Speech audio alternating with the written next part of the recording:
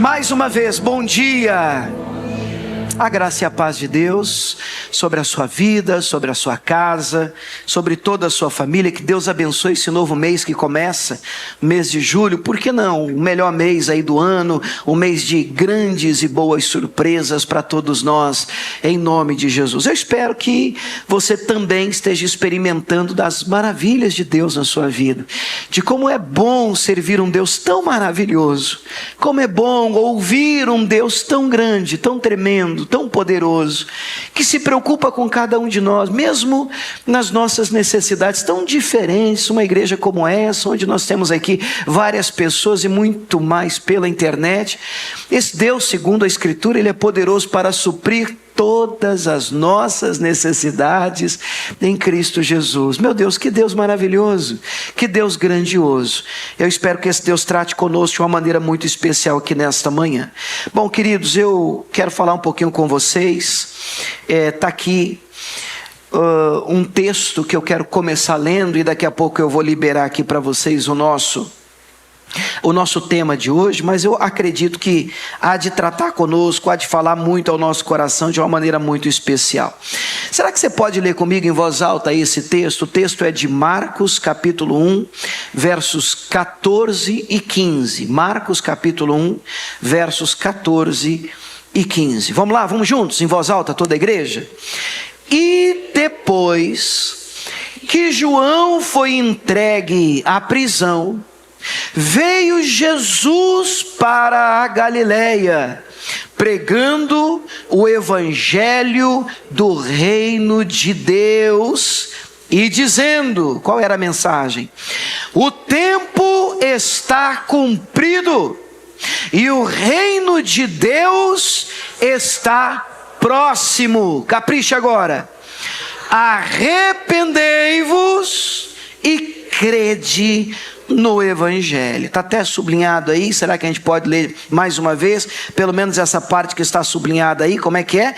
Arrependei-vos e crede no evangelho. Pai, nós estamos diante da Tua voz e oramos mais uma vez. Desta vez, porque precisamos ouvi-lo, Senhor. Oramos, meu Pai, porque queremos nos ver livres aqui de toda e qualquer interferência, meu Pai, que possa acontecer. Tudo que nós desejamos nesse lugar é a Tua voz pura e livre, meu Pai, de qualquer manipulação humana ou religiosa.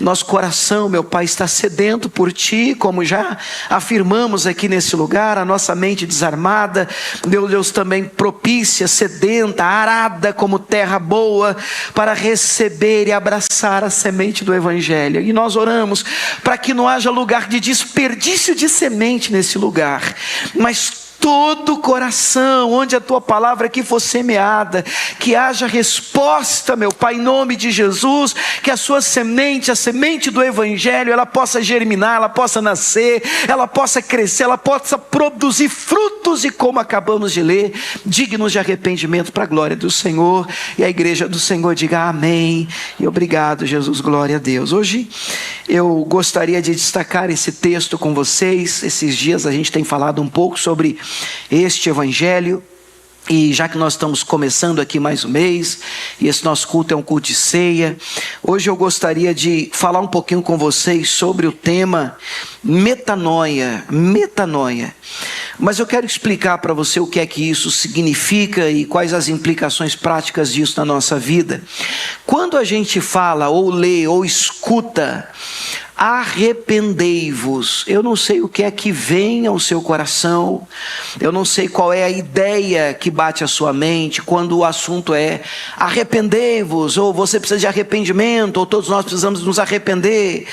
Alguns têm uma ideia de que, meu Deus, eu devo me sentir culpado, eu devo sentir remorso, eu devo sentir, vontade de chorar, uma tristeza profunda. Se bem que na segunda carta de Paulo aos Coríntios, Paulo Paulo fala sobre uma tristeza que opera em nós o arrependimento. E deixa só eu abrir um parênteses para te explicar essa frase, que é bíblica. Existe sim uma tristeza que opera o arrependimento dentro de nós. Como é que isso funciona? Bom, você que tem dentro de você o Espírito Santo de Deus, me entende perfeitamente.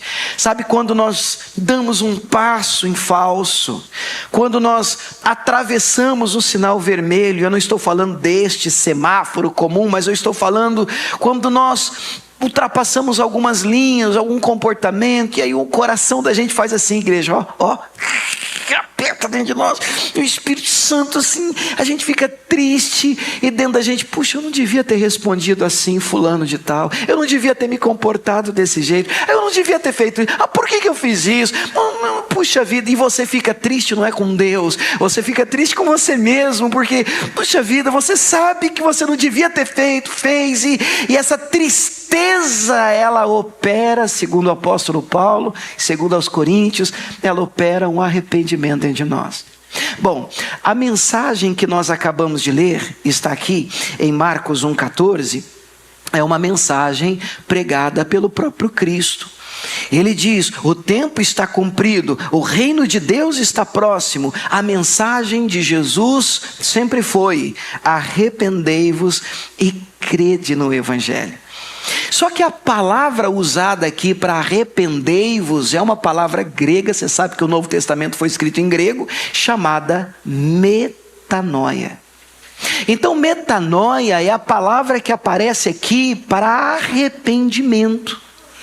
E a metanoia, ela implica em uma mudança de mentalidade que acaba aparecendo, frutificando em tom de uma mostra de uma mudança de comportamento, uma transformação de comportamento. Só que esta mudança de mentalidade, essa metanoia, esse arrependimento, ele culmina em ações visíveis e frutos, como disse e pregou João Batista, dignos de uma pessoa arrependida. Mas toda vez que eu falar em arrependimento, eu quero que você entenda metanoia. Toda vez que eu falar em metanoia, eu quero que você entenda arrependimento. E também gostaria que você ouvisse, codificasse arrependimento, metanoia, com uma mudança na nossa maneira de pensar. À luz de Romanos capítulo 12, verso de número 2, esse aqui está na NVT, diz assim o texto: não imitem o comportamento e os costumes deste mundo, mas deixem que Deus os transforme. Como é que Deus nos transforma? Por meio de uma mudança em seu modo de pensar. Como é que é o nome disso? Metanoia. Outro nome para isso, arrependimento. Arrependimento é uma metanoia que acontece do lado de dentro. Então nós somos transformados por Deus através de uma mudança na nossa maneira de pensar, e uma vez que os nossos óculos mudam, uma vez que a nossa cosmovisão ela é impactada, e nós acabamos recebendo de Deus lentes novas e passamos a enxergar o mundo de uma maneira diferente da qual a gente enxergava, nós passamos a experimentar a boa, agradável e perfeita vontade de Deus para cada um de nós. Bem, qual é a proposta então? Primeiro vamos definir a questão de o que é metanoia, mas a proposta de hoje é a gente dar uma espremida, olhar aqui na palavra de Deus, alguns casos poderosos, que para mim são casos poderosos, de uma mudança profunda de mentalidade, de uma conversão genuína de alguns personagens da Bíblia, que culminaram em frutos dignos de arrependimento. Como é que essa metanoia funciona? Bom, primeiro, o que é isso? A origem dessa palavra. Bom, eu já disse a vocês que é uma palavra grega. Meta significa além, depois, ou dentro desse contexto aqui fica mais apropriado, mudança. mudança. E noia vem de nous, que significa mente, entendimento, perspectiva, intelecto. Então, metanoia não é apenas uma mudança de sentimento. Eu estou sentindo, o sentimento é algo muito fraco. Metanoia é muito mais profundo do que isso. É uma completa mudança de mente. É uma revolução do nosso entendimento. É olhar para a direção que você estava indo e de repente, uma luz vem e você percebe: esse caminho me leva à morte. Eu preciso dar meia volta. É uma reorientação total da sua visão de mundo, dos seus valores e das suas prioridades. Eu não sei quanto tempo você tem com Jesus, mas eu olho para isso e fico pensando: meu Deus, como isso é real.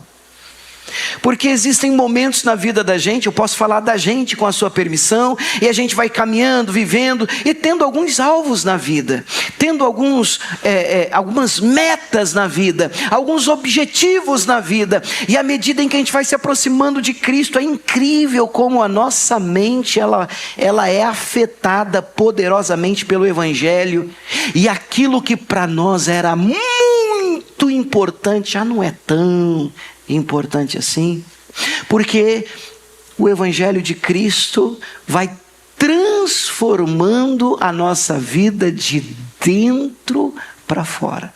Quem está comigo aqui, diga amém. É importante que a gente entenda esse significado para a gente prosseguir debaixo de base sólida. Eu também encontro esse conceito sobre metanoia e eu gostei bastante, bem simples. Metanoia significa a ação de mudar de ideia, mudar de pensamento. Por exemplo, eu não sei se ninguém nasce crente, por mais que alguém diga assim: então, pastor, eu nasci num berço gospel, evangélico. Não, por mais que você não tenha nascido num berço evangélico, todos nós precisamos, em determinado momento da nossa vida, de nascer de novo. Não foi assim que Jesus falou para Nicodemos, lá em João capítulo 3? É necessário, Nicodemos, que você nasça de novo. Você tem que nascer de novo. Então, há um momento da nossa caminhada em que temos o que a gente chama de um encontro com Deus. Gente, isso é maravilhoso. Esse encontro com Deus é tremendo. É uma experiência pessoal com Jesus Cristo.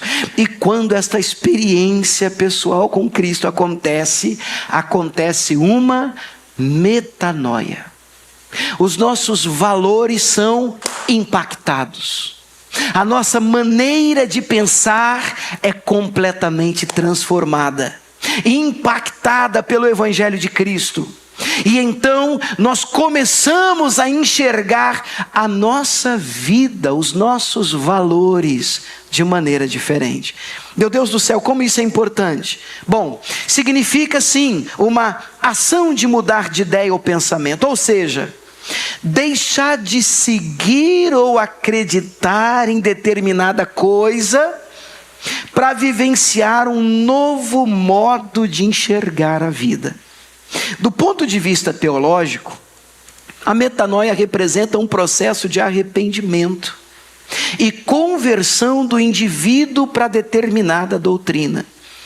Considere na reinterpretação que a pessoa tem da sua própria vida, seja moral, intelectual ou espiritual. E aqui um adendo: isso não é imposto.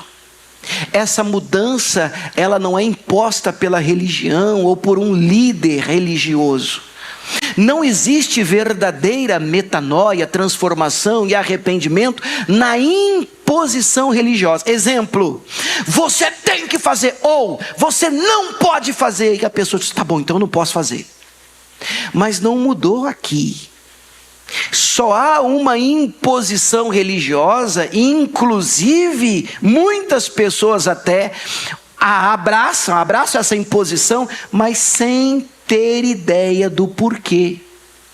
Se não mudar, atenção irmãos, se não houver mudança do lado de dentro, as mudanças do lado de fora, elas não perduram, elas não duram, elas não permanecem de pé. Por isso João Batista diz: frutos dignos de arrependimento. Mudanças que realmente permaneçam de pé. Isso é metanoia. Dentro de um contexto bíblico, é importante que a gente entenda a importância do tema. Eu sei que a gente só compra aquilo que a gente acha que para nós é importante. Então, eu gasto aqui agora um tempinho para, entre aspas, pelo amor de Deus, me entenda, estou vendendo para vocês uma ideia, uma questão, um conceito de muita importância no Evangelho. Mas eu sei que eu só terei a atenção de vocês até o fim desse nosso encontro nessa manhã e do pessoal de casa, se você me ouvindo entender: meu Deus, isso é importante para mim. Meu Deus, isso aí que ele está falando, isso aí eu preciso entender esse negócio, eu preciso abraçar essa verdade. Então, quando a gente olha à luz da Bíblia, a gente percebe que essa não é a questão de metanoia, de mudança de arrependimento, de mudança de mente. Ela não é uma questão secundária. Muito pelo contrário. A primeira mensagem que João Batista prega é exatamente essa: arrependei-vos, em Mateus 3:2. A palavra arrepender é o quê? Metanoia. Então João Batista está no deserto pregando metanoia, arrependimento. Mudem a maneira de vocês enxergarem as coisas, Deus e vocês mesmos. Vocês precisam dessa mudança. Aí vem Jesus. Poxa, Jesus. E qual é a primeira mensagem do ministério de Jesus? Arrependei-vos. Isso está em Marcos 1,15. Nós acabamos de ler. E essa palavra novamente para arrependimento é metanoia. E o que Cristo quer dizer com isso, igreja? Quando Jesus diz arrependei-vos, Ele está dizendo o seguinte: mudem a sua mente, a forma como vocês pensam sobre Deus, sobre pecado, sobre a vida, sobre vocês mesmos está errada, equivocada. A gente tem que trabalhar com essa possibilidade. Meu Deus, a maneira como eu estou pensando agora, a maneira como eu estou crendo agora, a maneira como eu estou lendo a minha vida pode estar equivocada. Essa é a ideia da necessidade de arrependimento, de uma metanoia. Ela pode estar errada. O reino de Deus chegou e o reino de Deus, ele opera com uma lógica totalmente nova. Abandonem a sua velha maneira de pensar e abracem uma nova maneira de pensar. Você pode dizer glória a Deus por isso? Ninguém pode crer no Evangelho sem antes passar por uma mudança radical de mentalidade. Senão não é Evangelho. É adestramento para uma doutrina religiosa. Vocês entendem a diferença gritante? O Evangelho de Cristo, ele impacta por dentro, transforma a nossa maneira de pensar, e a consequência óbvia disso é que nós mudamos de comportamento. Mas isso não é por uma imposição religiosa, não é porque tem um pastor de olho em você, não é porque tem alguém dizendo pisa não, não. Alguma coisa aconteceu aqui e você foi impactado de tal maneira que a sua cosmovisão mudou, a sua maneira de enxergar o mundo e o outro foi completamente transformada. E agora não é que você não pode, você não quer, você não consegue, porque Jesus transformou você de dentro para fora. Você pode dizer glória a Deus por isso? Gente, o que o Evangelho faz na vida do ser humano é fantástico. O poder que o Evangelho tem, a maneira como o Senhor trabalha em nós e através de nós é simplesmente maravilhosa, como agora há pouco cantamos. Deus é maravilhoso. Mas gente, olha, eu separei 3 histórias bíblicas, e assim, eu não tenho tanto tempo assim agora, mas eu separei 3 histórias bíblicas e eu quero resumi-las, e nós vamos seguir aqui um padrão assim, para efeito didático mesmo. A gente vai dar uma lembrada na história, a gente passa os olhos em cima dessas 3 histórias, e aí nós vamos destacar 4 pontos em cada história dessa. Tudo bem, vai virar uma mini vigília, mas vai dar certo. A gente destaca 4 pontos e a gente vai procurar entender o que é metanoia na prática, na vida dessas personagens. Amém? Bom, primeira personagem, Zaqueu. Quantos de vocês já ouviram falar de Zaqueu? Zaqueu virou música. Como Zaqueu, eu só faço essa parte só, né? Lucas 19, abra aí a sua Bíblia. Vamos passar os olhos aqui na história de Zaqueu. Lucas 19, está aqui a história essa personagem fantástica. Lucas 19, a partir do verso 1. É difícil, eu já ia dizer aqui para vocês, puxa, como eu gosto, para mim é uma das histórias que eu mais gosto, mas provavelmente eu vou falar isso das 3. São histórias fantásticas. E à medida em que eu for lendo e contando para vocês, o que eu espero de vocês aqui agora, nessa manhã, pessoal que está em casa? Eu quero que você se veja no lugar de Zaqueu. Porque se a gente for honesto, tem um Zaqueu dentro de todos nós. E eu vou te explicar. Vamos dar uma lida em quem foi Zaqueu? Lucas 19, 1. Tendo Jesus entrado em Jericó, ele ia passando. Havia ali um homem chamado Zaqueu, ele era chefe dos publicanos. Essa informação é importante. Ele era rico, ele era cobrador de impostos. E não era qualquer cobrador, ele era chefe da gangue, ele era o top. Ele encabeçava o negócio. 3, procurava ver quem era Jesus. Ele não podia por causa da multidão. Ele era pequenininho mesmo, de pequena estatura, baixinho. E correndo adiante, ele subiu uma figueira brava para o ver, porque havia de passar por ali. E quando Jesus chegou àquele lugar, olhando para cima, viu e disse: Ó Zaqueu, desce depressa, porque hoje me convém pousar em tua casa. E apressando-se, ele desceu e recebeu com júbilo, com alegria. E vendo todos isso, olha que interessante, o 7, murmuravam. É interessante que eles deviam ter aplaudido, eles deviam estar vibrando, mas eles estão murmurando. Os seguidores de Jesus estão murmurando, dizendo que entrara para ser hóspede de um homem pecador. E era verdade. E levantando-se Zaqueu, disse ao Senhor: Senhor, eis que eu dou aos pobres metade dos meus bens, e se alguma coisa eu tenho defraudado alguém, passado a perna em alguém, restituo quadruplicado, 4 vezes mais. E Jesus então vai dizer no verso 9, vamos comigo, 9: hoje veio salvação a esta casa, pois também este é filho de Abraão. 10, para terminar: porque o Filho do Homem não veio buscar e salvar o que se havia perdido. Diga glória a Deus. Gente, que história fantástica. A historinha resumida é a seguinte: cobrador de impostos, ficha suja, camarada complicado, mal visto na sociedade, cobrador de impostos. Diz o texto que ele escuta falar que Jesus ia passar por ali e ele corre na frente.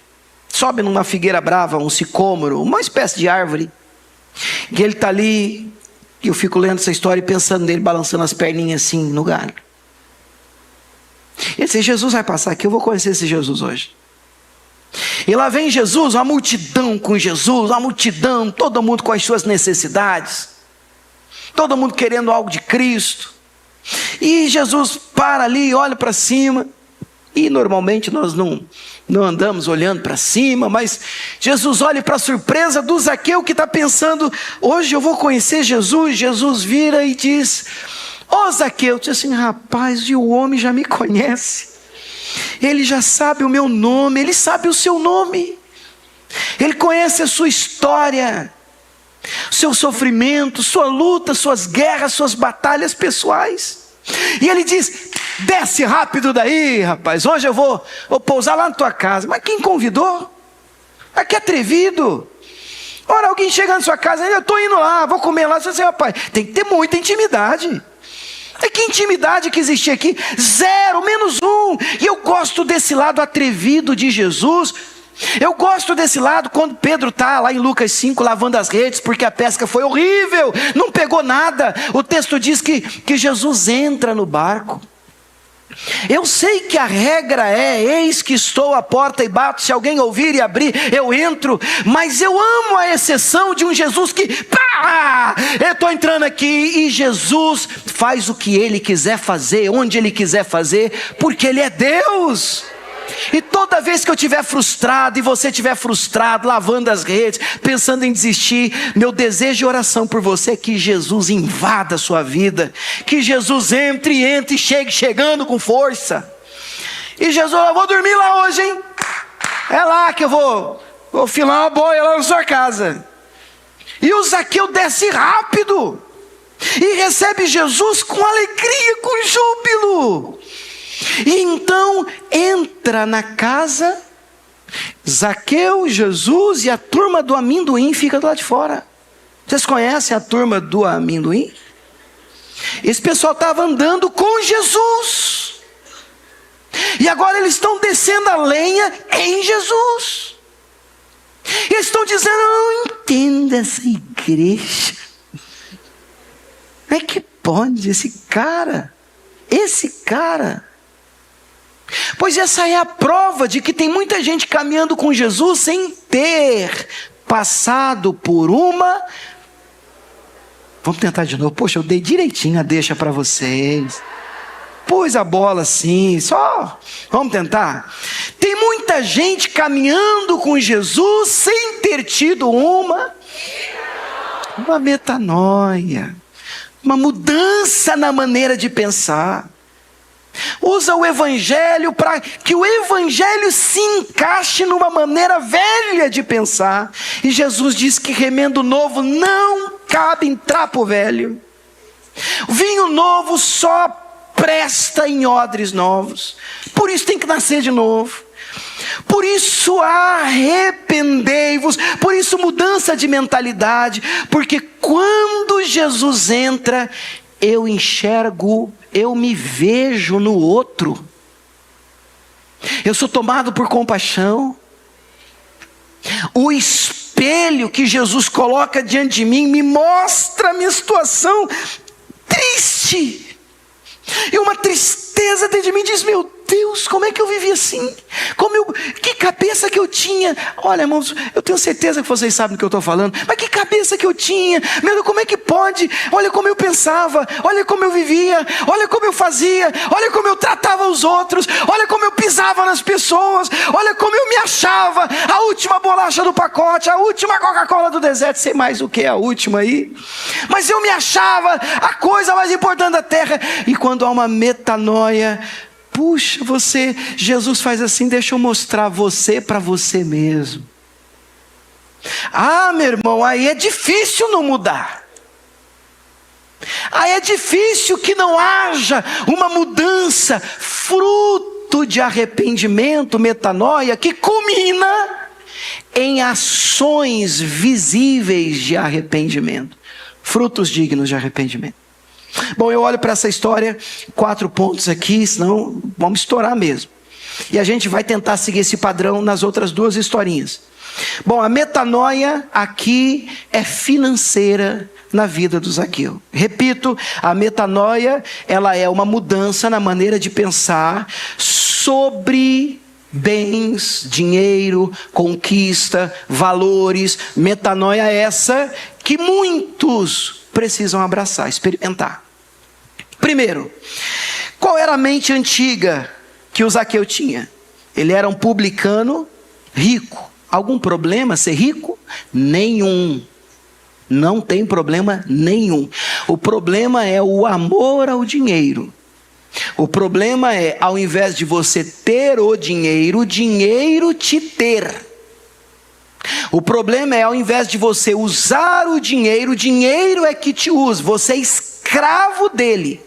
E a Bíblia diz que tudo aquilo que te escraviza é teu Deus, é teu Senhor. E a única coisa que Jesus chama de Senhor na Bíblia é o dinheiro, chamando ele de mamon e dizendo que ninguém pode servir a 2 senhores. Então, mas o dinheiro em si é um problema nenhum, é uma bênção. Ele era chefe dos cobradores de impostos. A sua mente, como é que era a mente do Zaqueu? Era programada para uma coisa, igreja: me dá. Me dá. Acumular. Mais, mais e mais. Ele via as pessoas, um monte de saquinho de dinheiro, como fonte de lucro. A sua identidade estava no dinheiro. Olha o problema. A sua segurança estava na riqueza. Ele era um homem que, para subir na vida, não se importava em pisar nos outros, colaborando com o opressor romano, extorquindo o seu próprio povo, porque era assim que o cobrador de impostos publicanos viviam. Eles eram, mesmo sendo judeus, contratados pelo Império Romano, que era quem oprimia o povo na época, e eles trabalhavam para o opressor e ainda levavam vantagem para si. Então eles eram muito odiados, porque eles faziam uso disso para abusar e oprimir o seu próprio povo. Me lembro de um irmão que eu conheci muitos anos atrás, e o prazer dele, hoje a gente tem vários aplicativos, mas eu me lembro, conversando com ele, o prazer dele era ir no caixa eletrônico, escute, aí ele apertava, tirar o saldo, aí saiu o saldo, aí ele ficava olhando para o saldo. Era a alegria da vida dele, tirar o saldo do banco para olhar o saldo do banco.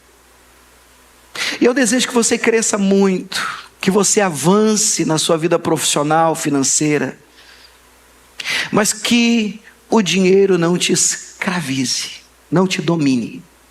Eu olho para a vida do Zaqueu e agora a gente aponta o catalisador. O que é isso?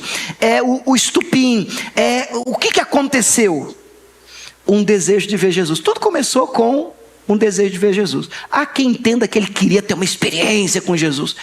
Eu particularmente, eu leio o texto, para mim, Zaqueu estava mais para um curioso. Eu acho que ele não tinha ideia do que ia acontecer. Ele está ali, para ele, Jesus vai passar e vai ser assim, é Jesus. Ele queria ver quem era Jesus. Ele era baixinho, a vontade dele era grande, então ele sobe numa figueira brava, o inesperado acontece, Jesus o vê, chama ele pelo nome, Zaqueu, desce depressa, hoje eu vou pousar na tua casa. Irmãos, imagina a cena. O rei do universo queria entrar na casa de um pecador odiado por todos. Isso não é maravilhoso? O rei do universo quer entrar na sua também. Quer entrar na sua também. Então, a metanoia acontece. Nesse momento, a mente de Zaqueu sofre um curto-circuito. Isso aqui não está na Bíblia. Assim, Zaqueu sofreu um curto-circuito. Pelo amor de Deus. Estou dizendo que alguma coisa estalou aqui dentro, igreja. Ó. Alguma coisa aconteceu aqui dentro, na mente de Zaqueu. A presença e a aceitação de Jesus reprogramam o seu cérebro. E ele para de ver o dinheiro como Deus e passa a ver Jesus como seu Senhor. A sua perspectiva muda completamente. Você pode dizer glória a Deus por isso? E o resultado prático disso, o fruto, a mudança de comportamento é imediata e radical. Ele se levanta, os dois estão comendo à mesa, a ideia que o texto dá é essa. Jesus não fala nada. Gente, isso é importante dizer. Metanoia e arrependimento não tem a ver com imposição religiosa, não tem a ver com você vir para mim com uma lista dizendo assim, pastor, eu queria saber, pode, número 1, pode, número 2, pode. Não, é mais do que isso, é algo que acontece dentro de nós e é o Espírito Santo que produz um milagre de mudança dentro de nós. E é o que acontece, os dois estão assim, sentados à mesa, Jesus não fala nada, mas a Bíblia diz, o amor de Cristo nos constrange, e de repente, eu já estou vendo o Zaqueu de pé, fui eu, perdi, eu vou devolver, eu me arrependo, se eu tenho defraudado alguém, se eu tenho passado a perna em alguém, eu devolvo 4 vezes mais. Aí Jesus diz, hoje veio salvação para essa casa. Você pode dizer glória a Deus por isso? Segunda história. Vamos apertar o nosso passo. Segunda história. É a história de Saulo de Tarso. para mim, a história mais poderosa de metanoia, de mudança de mentalidade, cosmovisão, a maneira de se ver e ver o outro, está na figura de Saulo de Tarso. Mas é importante a gente fazer uma ressalva. Nós todos conhecemos a história, então eu vou resumir para você. Lá em Atos 9, Saulo está indo, atenção, com a autorização da igreja, da época, da religião, prender crente. Saindo para Damasco. E é nessa viagem para Damasco, coração endurecido, essa raça me paga, eles vão ver, eu vou matar, eu vou prender. Jesus, pá, joga o grande Saulo no chão. E ele cercado por aquela luz, o que é que está acontecendo? O que é? Saulo, Saulo, por que você me persegue? E quem é? Eu sou Jesus a quem tu persegues. Meu Deus, tudo que eu acreditava vem ao chão. Meu Deus, como isso é poderoso o encontro com Jesus. Todo sofisma, fortaleza, tudo que ele ergueu em nome da religião. Porque deixa eu te contar uma coisa, e a gente já vai para os pontos. Saulo não era assim um encapetado de carteirinha. Não é um cara que acorda de manhã e diz assim, deixa eu ver o que eu faço. Ah, já sei, vou matar uns crentes. Não é a ideia. Ele não é motivado pelo ódio ao ser humano ou aos cristãos. Não. Saulo, ele é um religioso. Isso aqui é importante, irmão. Porque se você não tomar cuidado, em nome de Deus, você fere, mata, destrói os outros. Paulo, ele tinha uma convicção religiosa judaica, ele era fariseu desde o berço, e ele era muito zeloso com a lei. Então, quando surgem os cristãos, ele diz, essa turma não vai estragar a lei. Porque na mente dele, e eu repito, de novo, na mente dele, eu estou servindo a Deus. Vocês entendem isso, irmãos? E é isso que dava combustível para ele. Então eu vou prender crente. Porque esse pessoal está estragando a lei de Deus. Eles estão estorvando a lei do Senhor. Nós não podemos permitir. Vamos preservar, vamos defender. E muito cuidado com esse tipo de comportamento. Que era esse o comportamento que o motivava. Como é que era a mente dele? Saulo era um homem extremamente religioso, um fariseu zeloso. Sua mente estava convicta de que estava servindo a Deus de maneira correta. Para ele, os cristãos eram hereges, perigosos, que ameaçavam a fé judaica. Então sua missão era perseguir e destruir a igreja de Cristo. Interessante notar que ele estava 100% certo disso, mas também 100% errado sobre isso. A cabeça dele, não estou 100%, eu estou fazendo certo. Até que, ó o catalisador, ó o gatilho, uma luz no céu, na estrada para Damasco aparece, uma voz poderosa o derruba e pergunta, Saulo, Saulo, por que me persegues? Meu Deus, quando ele escuta essa voz, a metanoia acontece. Olha a metanoia, olha a mudança, e com ela, o arrependimento. Deus, o que eu estou fazendo? Deus, para onde eu estava indo? A pergunta de Saulo é a chave para a metanoia. Quem és tu, Senhor? E a resposta muda tudo. Eu sou Jesus a quem tu persegues. E naquele instante, irmãos, isso é lindo. Toda a estrutura teológica de Saulo ruiu, fortaleza, sofisma, tudo que ele ergueu na mente dele, toda a crença limitadora, tudo aquilo que, a maneira como ele via, a maneira religiosa, tudo aquilo que ele creu, ruiu. Puxa, como eu amo esse Deus, irmãos. E Deus faz isso. Deus é capaz de fazer com que toda e qualquer estrutura e fortaleza, e está escrito, o próprio apóstolo Paulo depois vai dizer à igreja, que todo sofisma e fortaleza são derrubados e levados cativos à obediência à palavra de Cristo. A palavra de Deus é poderosa para destruir todo o castelo que a nossa mente levanta contra a palavra de Deus. E a minha oração é que a palavra do Senhor hoje destrua castelos e fortalezas aqui em nome de Jesus. O Jesus que ele achava ser um impostor, era na verdade o Senhor e o Messias.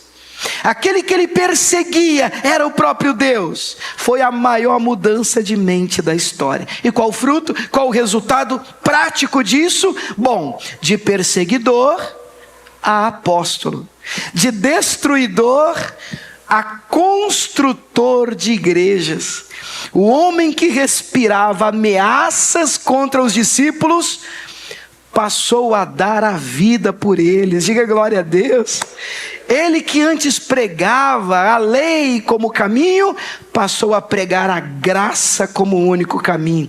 Sua vida deu uma volta de 180 graus. Não é 360 que você vai para o mesmo lugar. Não, eu estava indo para cá, 180. Opa, mudei de direção. Porque sua mente foi radicalmente transformada pela revelação de Cristo. Isso é metanoia. Finalmente, número 3, último caso, nós vamos orar. É a famosa história do filho pródigo. Lucas 15, é um capítulo que todos nós amamos, e eu batizei esse capítulo de o capítulo dos achados e perdidos, porque nós temos uma ovelha perdida, nós temos uma dracma perdida, e nós temos um filho perdido, tudo no capítulo 15, e há algo maravilhoso, e padrão que acontece no capítulo 15, porque tudo que foi perdido foi recuperado, achado, para a glória de Deus. Você pode dizer amém por isso? Muito bem. E aqui, a parábola do filho pródigo, nós conhecemos a história. O pai tinha 2 filhos, o mais novo pede a parte dele, é meu, me dá, eu quero, exige meu direito. Parece muito comportamento de alguns, é o meu direito, eu quero saber. E ele pega o que lhe pertence, de fato é direito dele, e ele vai para longe do pai, ele gasta tudo, termina no chiqueiro, e ali, irmãos, acabou os amigos, a turminha sumiu, e agora ele está sozinho, e nem comida dos porcos agora dão para ele, até que algo acontece no chiqueiro, irmãos. Algo acontece naquele chiqueiro, a frase que eu tanto amo. Vamos já para o resumo do filho pródigo. Bom, como é que era a mente antiga desse garoto? O filho mais novo tinha uma mente focada no eu. Cuidado com esse evangelho do eu, porque o pai é nosso, o pão é nosso. Esse evangelho onde eu resolvo o meu e não estou aí para o outro, não é o evangelho de Cristo. O evangelho é nosso. O pai é nosso, o pão é nosso. Amém? Ele tinha uma mentalidade focada no eu. Eu quero a minha parte. Eu quero viver do meu jeito. Eu quero a minha liberdade. E ele via o seu pai como ele não via o seu pai como uma fonte de amor, mas como um obstáculo para a sua felicidade. Tem gente que tem essa leitura de Deus. Deus está me atrapalhando, pastor, ser feliz. Porque sabe, eu quero, e Deus sabe, é um obstáculo para mim. Mas ele tinha uma ideia equivocada do pai. Ele achava que a vida verdadeira era longe de casa, na busca desenfreada pelo prazer. Qual foi o catalisador, o gatilho da mudança? Como é que tudo começa? O fundo do poço. O fundo do poço, eu vou falar assim, por favor, não sai correndo. Mas para algumas pessoas o fundo do poço é uma bênção. A crise é o maior agente de mudança na vida do ser humano.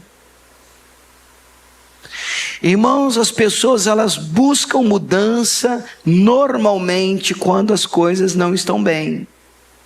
É raríssimo alguém dizer assim: não, está tudo bem, mas eu queria mudar. Como? É muito difícil você encontrar pessoas assim.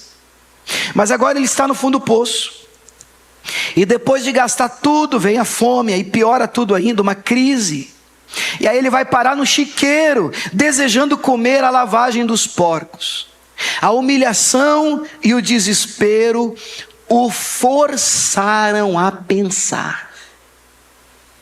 Isso é regra para todo mundo? Não, irmão, tem gente que nem lá embaixo para pensar. É ou não é?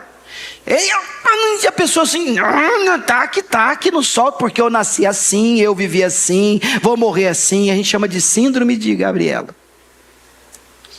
A pessoa não muda, ela não quer mudar, ela não pensa em mudança. E aí vem a metanoia.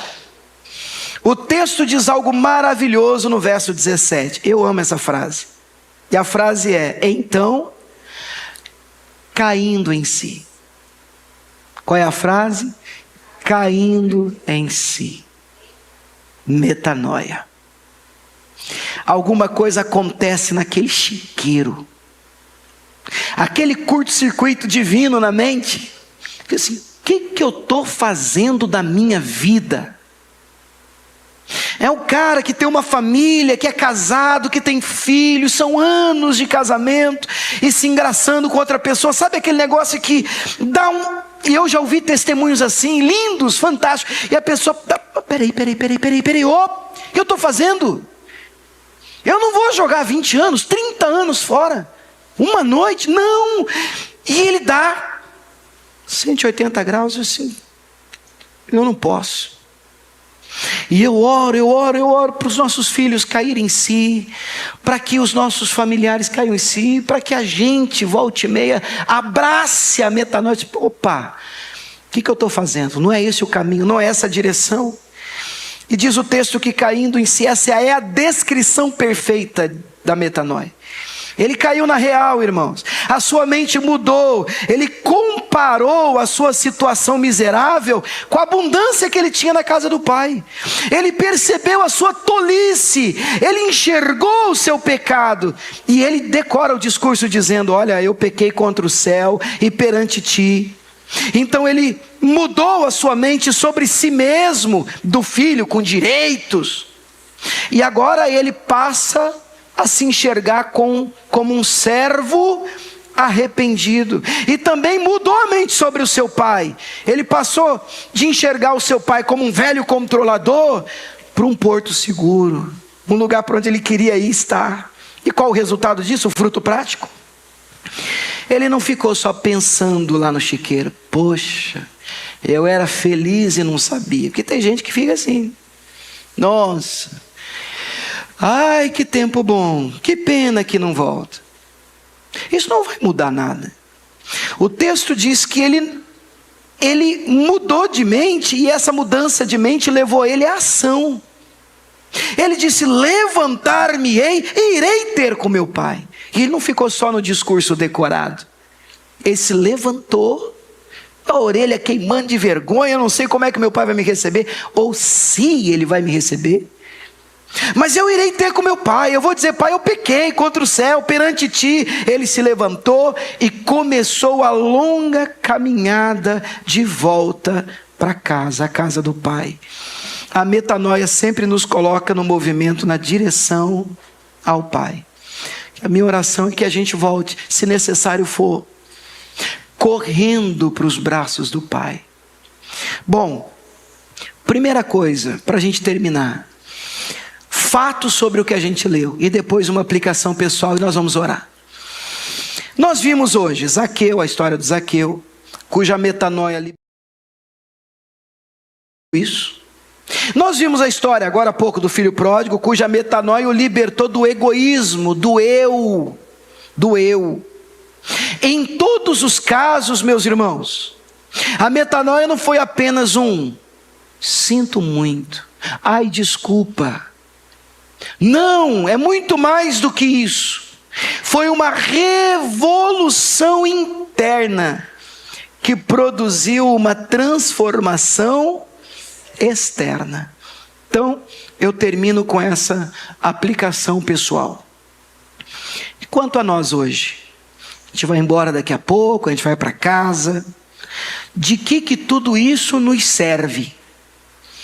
A metanoia não é algo que acontece apenas uma vez na conversão. Importante isso, tá, irmãos? Há sim, quando a gente encontra Jesus, uma grande metanoia. Mas volta e meia, na nossa caminhada com Cristo, nós continuamos experimentando algumas metanoias. Aquilo que a gente entendia de um jeito, e depois de um tempo a gente vai se aprofundando, aproximando de Deus, e agora a gente entende de outro, a gente enxerga de outra maneira, a gente lê de outra forma. Então nós precisamos manter sempre o nosso coração, a nossa mente abertos, porque volte e meia o Espírito Santo está trabalhando em nós e através de nós. Você pode dizer amém por isso, irmãos? Então a metanoia não é algo que acontece apenas uma vez, é um estilo de vida para o crente.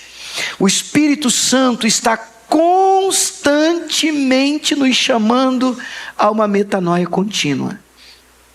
Então a aplicação é a seguinte, igreja, e nós oramos: em que área da sua vida você precisa de uma metanoia hoje, aqui e agora? Seria na vida financeira, como Zaqueu? Trocando a ansiedade, o materialismo pela generosidade e a confiança em Deus? Ou seria na vida religiosa, como Paulo?